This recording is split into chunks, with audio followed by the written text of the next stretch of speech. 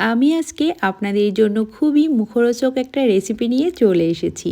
এই রেসিপিটা আপনাদের সবার খুবই পছন্দ হবে আর খুবই কম খরচে বাসায় থাকা উপকরণ দিয়ে বাসায় যদি আলু এবং চিকেন থাকে তাহলে কিন্তু আপনারা এই রেসিপিটা করে ফেলতে পারবেন। খুবই সহজে রেস্টুরেন্ট স্টাইলে চিকেন অ্যান্ড পটাটো পপকর্ন কিভাবে তৈরি করতে হয় সেটাই আজকে আমি আপনাদেরকে দেখিয়ে দিব। এখানে আমি ছোট ছোট টুকরো করে মুরগির মাংস এবং একটা আলু কেটে নিয়েছি। দেখতেই পারছেন কেমন সাইজ করে নিয়েছি, আপনারা এই সাইজ করেই কেটে নিতে পারবেন। এই রেসিপিটা বিকালে স্ন্যাক্স হিসেবে বাচ্চারা এবং বড়রা সবাই খুবই পছন্দ করবে, প্লাস কোনো আত্মীয় স্বজন আসলেও কিন্তু ঝটপট এই রেসিপিটা করে দিতে পারেন। তো চলুন কথা না বাড়িয়ে আমি রেসিপিটা শুরু করে ফেলবো। তার আগে আপনাদের কাছে আমার একটা ছোট্ট রিকোয়েস্ট, আপনারা যদি আমার চ্যানেলে নতুন হয়ে থাকেন তাহলে অবশ্যই আমার চ্যানেলটি সাবস্ক্রাইব করে দিবেন, লাইক এবং কমেন্ট করে আমার পাশে থাকবেন।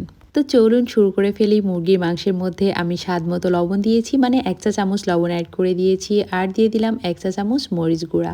এখানে আমি 400 গ্রামের মতো মুরগির মাংস ও একটা বড় সাইজের আলু নিয়েছি।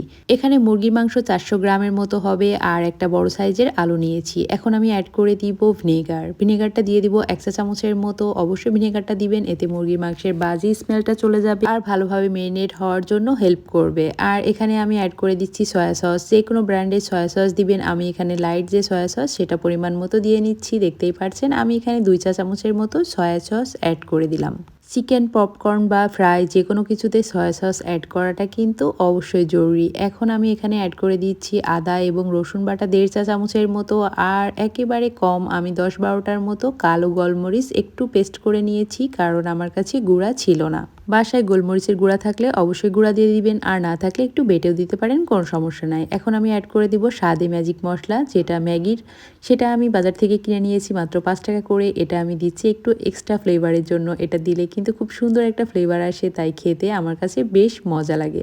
এটা একেবারে অপশনাল, চাইলে দিতে পারেন, না চাইলে নাও দিতে পারেন। আমার কাছে ভালো লাগে তাই আমি অ্যাড করেছি। এখন আমি এখানে অ্যাড করে দিব একটা ডিম। আমি একটা দেশি মুরগির ডিম দিয়ে নিয়েছি। আপনারা চাইলে যে কোনো মুরগির ডিম দিতে পারেন বা হাঁসের ডিমও অ্যাড করতে পারেন, কোনো সমস্যা নাই।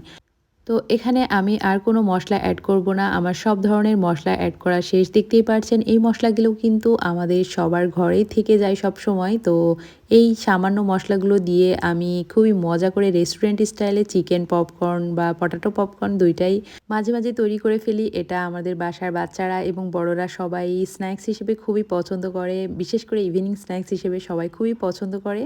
তো সব মশলা দিয়ে খুব ভালোভাবে হাতের সাহায্যে মেখে নিব আমি। যতটা ভালোভাবে মাখতে পারবো খাবারটার টেস্টটাও ততটা ভালোভাবে চলে আসবে। তো দেখতে পাচ্ছেন মাখানো শেষ। এখন আমি একটা ঢাকনা দিয়ে ঢেকে এটা রেখে দিব আধা ঘন্টার জন্য রেস্টে। আধা ঘন্টা পর আমি তুলে দেখি একটু পানি ছেড়ে দিয়েছে মাংস থেকে, কারণ ফার্মের মুরগির মাংসে লবণ অ্যাড করলে তখন কিন্তু একটু পানি ছেড়ে দেয়। এখন আমি এখানে আরও কিছু উপকরণ অ্যাড করব। দেখতেই পাচ্ছেন এখানে আমি দিয়ে দিচ্ছি ময়দা। এখানে যে পরিমাণ ময়দা লাগবে পানিটা অ্যাবজর্ব করার জন্য সেই পরিমাণ ময়দাই কিন্তু আপনারা অ্যাড করে নিতে পারবেন, কোনো সমস্যা নাই। একটু দিয়ে আপনারা নেড়েচেড়ে দেখবেন যে কেমন হয়েছে। তো আমি এখানে ডালতোলা চামচের 2 চামচ ময়দা অ্যাড করে দিয়েছি। এখন আমি একটু মুচমুচে হওয়ার জন্য দিয়ে দিচ্ছি একটু চালের আটা।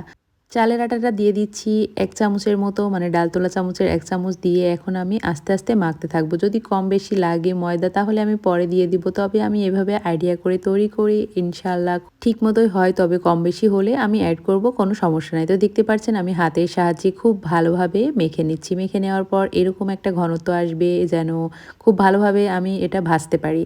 তো চুলাতে আমি একটা কড়াই বসিয়ে দিয়েছি। কড়াই বসিয়ে দিয়ে এখানে আমি বেশ কিছুটা তেল অ্যাড করে দিয়েছি। ভালোভাবে ভাজা যায় এমন পরিমাণ তেল অ্যাড করলেই হবে। তেলটা প্রথমে হাই হিটে করে নেবেন, তারপর মাঝারি আঁচে দিয়ে চিকেনগুলো এবং আলুগুলো দিয়ে দিবেন, কোনো সমস্যা নাই। তো দেখতে পাচ্ছেন কোটিং করে ভালোভাবে আমি তেলের উপর আলু এবং চিকেন সবই মিক্স করে দিয়ে দিচ্ছি। এটা কিন্তু সবাই খেতে খুব পছন্দ করে। আমি কেমন স্টাইলে দিচ্ছি আপনারা দেখতেই পাচ্ছেন। যে কোটিংটা আমি ব্যবহার করেছি সেটা একটু নেড়েচেড়ে সুন্দর করে দিয়ে দিবেন এইরকম করে, তাহলে কিন্তু বেশ ক্রিস্পি হবে এবং খেতেও খুব ভালো হবে। ভিতরের জিনিসটা খুব ভালোভাবে সিদ্ধ হয়ে যাবে, চিকেন এবং পটাটো দুইটাই খুব ভালোভাবে সিদ্ধ হয়ে যাবে এভাবে দিলে। তো দেখতে পাচ্ছেন সবগুলো দিয়ে একটু পরে আমি নেড়েচেড়ে বেশ কিছুক্ষণ সময় নিয়ে প্রায় 10 মিনিটের মতো সময় নিয়ে আমি ভেজে নিব, যেন চিকেন এবং পটাটো দুইটাই খুব ভালোভাবে সিদ্ধ হয়ে যায়। তো দেখতে পাচ্ছেন আমি কিন্তু এখানে নেড়েচেড়ে অনবরত নেড়েচেড়ে চারি সাইডে ঘুরিয়ে ফিরে দিচ্ছি, যেন সব সাইডে খুব সুন্দর মতো ভাজা হয়। তো যখন দেখবেন একেবারে লাল লাল হয়ে এসেছে বা একেবারে গোল্ডেন ব্রাউন হয়ে এসেছে, তখন কিন্তু আপনারা বুঝতে পারবেন যে এটা ভাজা হয়ে এসেছে। আর তখন সাউন্ডটা শুনলেই বুঝতে পারবেন মুচমুচে হয়ে যাবে, একটা সুন্দর সাউন্ড হবে। তখন আপনারা একটা কাগজের উপরে বা একটা টিস্যুর উপরে উঠিয়ে নিবেন যেন তেলটা ভালোভাবে শুষে নেয়। তো দেখতে পাচ্ছেন কত সুন্দর হয়েছে লুকিং, এটা খেতে কিন্তু খুবই দারুণ হয়। তো আমি খুব ভালোভাবে আপনাদেরকে ভাজার প্রসেসটাও বলে দিলাম, আপনারা এভাবে ভেজে তারপর বাসায় সবাই চায়ের সঙ্গে একটু এনজয় করতে পারেন। দেখুন কত সুন্দর হয়েছে, এগুলো খেতে কিন্তু খুবই মজার হয়। আমি বাসায় সবসময় এটা করে থাকি, সবার খুবই পছন্দ হয়, মানে কম খরচে স্পেশাল নাস্তা। রেস্টুরেন্ট স্টাইলে এই চিকেন পপকর্ন এবং পটাটো পপকর্ন সবারই খুব পছন্দ আমার বাসায়। তো ভাবলাম আপনাদের সাথে ভিডিওটা শেয়ার করে ফেলি যেন আপনাদেরও একটু হেল্প হয়, কম খরচে এই গর্জিয়াস নাস্তা তৈরি করে ফেলতে পারেন। তো আপনাদের কাছে কেমন লাগলো অবশ্যই কমেন্ট করে জানাবেন। ভালো লাগলে চ্যানেলটি সাবস্ক্রাইব করবেন। আল্লাহ হাফেজ।